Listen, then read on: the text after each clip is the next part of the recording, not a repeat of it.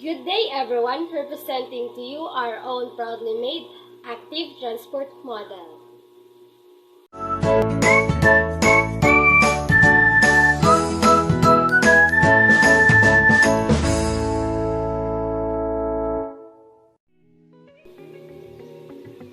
An animal cell maintains internal ion concentrations that are high in potassium but low in sodium. In the outside of the cell, the concentration is reversed. Active transport is a movement of the substance from a lower concentration to a higher concentration. Just like when you're climbing a ladder, in order to get to the top, you must exert energy.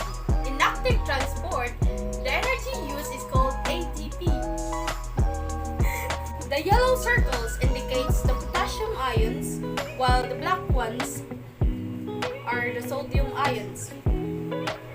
Above is the outside of a cell, while below is the inside of a cell. This one is the sodium-potassium pump. Primary active transport shows how plasma membrane pump works. It involves the direct hydrolysis of ATP, which provides the energy required for transport.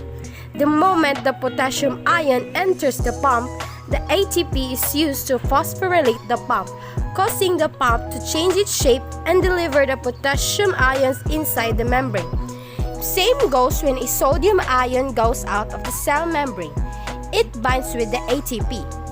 After the pump changes its shape, the sodium ions then begins to go out of the cell membrane and join the sodium ions crowd out there.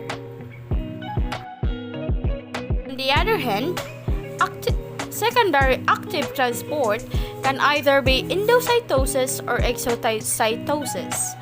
In this illustration, it shows the endocytosis under phagocytosis. The perfect example of it is the lumen of our small intestine.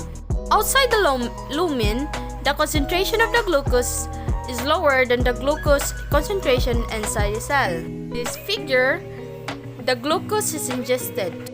The moment glucose enters the receptors started to form and round the glucose moving inside the cell. ATP makes the glucose soluble enough to get through the boundaries, resulting it to join the glucose ions crowd. Then the receptors get back to its original position, like nothing happens. Nana's vlog number 21.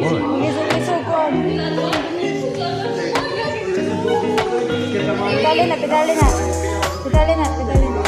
Saan?